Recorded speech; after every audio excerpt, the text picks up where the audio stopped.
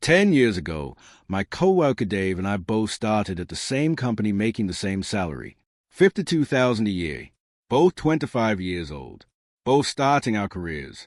Dave decided to be normal, do what everyone else does with money, follow the averages, spend what the average person spends, save what the average person saves. I decided to beat the averages, not by huge amounts, just 10% better in each category, spend 10% less, save 10% more, invest a bit more consistently. Everyone said there wouldn't be much difference. 10% isn't that much. Dave would be fine doing what everyone else does. 10 years later, Dave is the average American financially, struggling, stressed, living paycheck to paycheck despite making $70,000 a year now. I'm thriving. Have $150,000 invested. Zero debt. Complete financial peace. Same starting point. Tiny differences. Completely different outcomes. If you've ever wondered whether small financial decisions actually matter long-term, hit that like button right now. Because what I'm about to show you proves that beating average by just a little bit changes everything. My name is Mike, and I watched my coworker Dave become the average American statistic, while I pulled ahead with tiny improvements. Subscribe because I'm breaking down how the average person handles money versus how beating average by 10% creates massive wealth over time. Let me show you exactly what Dave and I both did starting in 2015. We both made $52,000 a year. That's the median American income. Right in the middle. Dave's plan, be average. Do what everyone does. It should work out fine. His savings rate, 6% of income. That's what the average American saves. $3,120 annually. His spending, $5,400 monthly. That's average household spending. $64,800 yearly. His retirement contributions, just enough to get the company match. 3% of salary, $1,560 annually. His credit cards carried a balance of $9,000. That's the average American credit card debt. Paid minimums mostly. Dave looked at all these statistics and thought, I'm normal. This is fine. Everyone does this. Comment below. Do you know someone who does exactly what Dave does? Just follows what seems normal? Because this is most of America.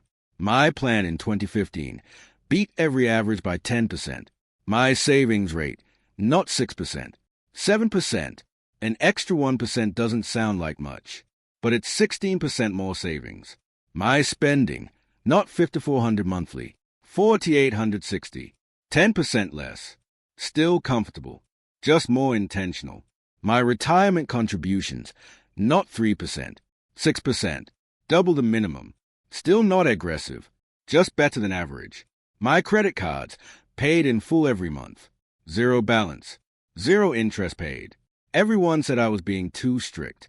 The difference between Dave and me wasn't that big. We'd end up in the same place. They were wrong. Hit that like button if you're starting to see where this is going. Let me show you year one.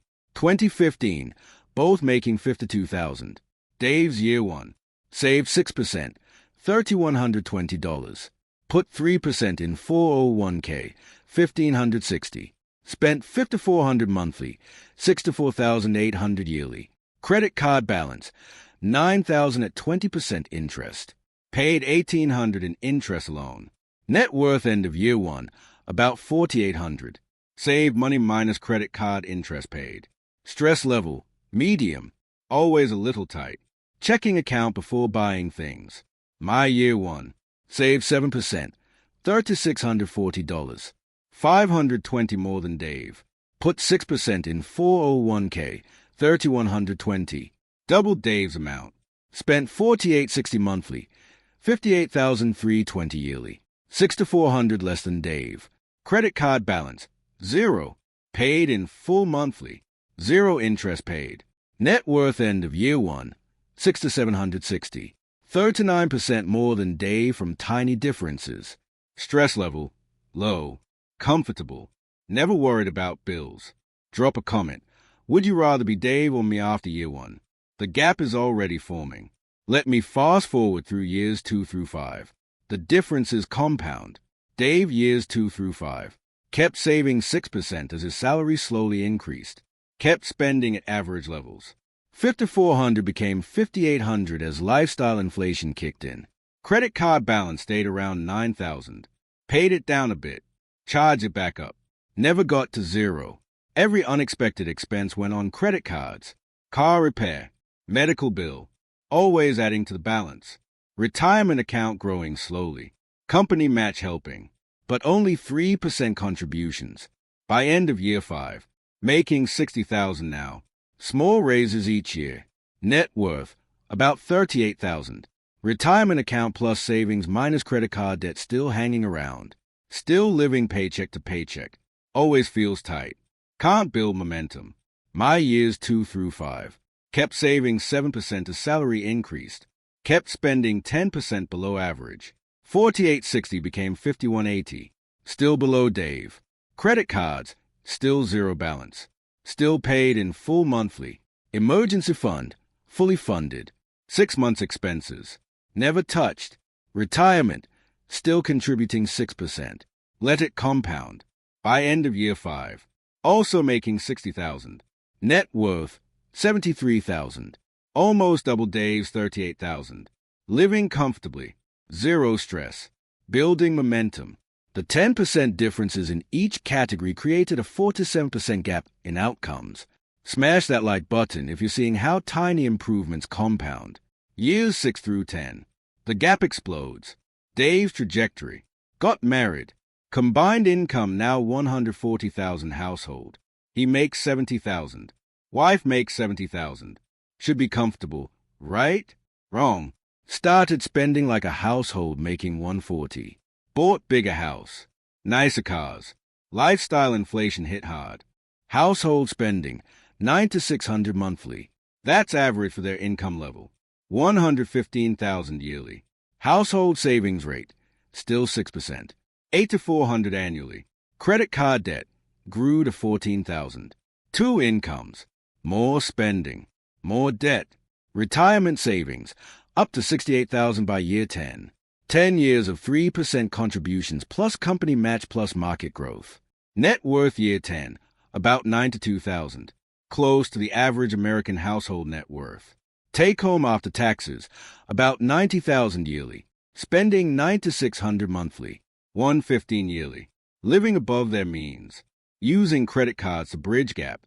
Always stress about money. Can't take vacation without debt. Can't handle emergency without panic. 1 income loss away from disaster. This is the average American at their income level.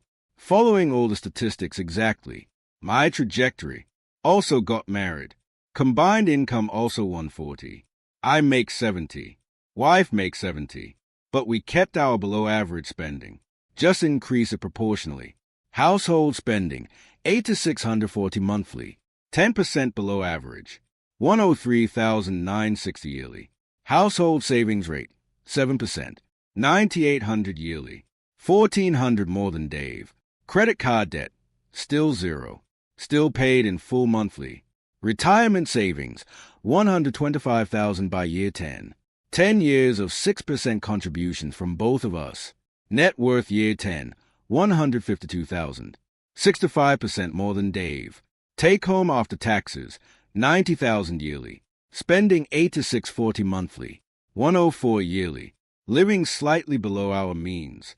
Saving the difference. Zero stress. Can take vacation with cash. Emergency fund handle surprises. Both could lose jobs and be fined for months. This is what beating average by 10% looks like after 10 years. Comment one more time. Same income.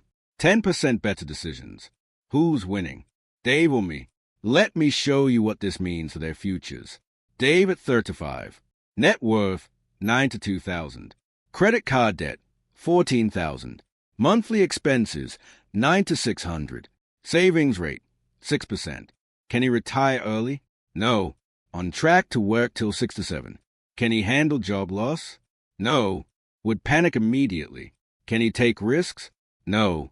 Needs both incomes desperately. Financial stress? Constant. Always tight.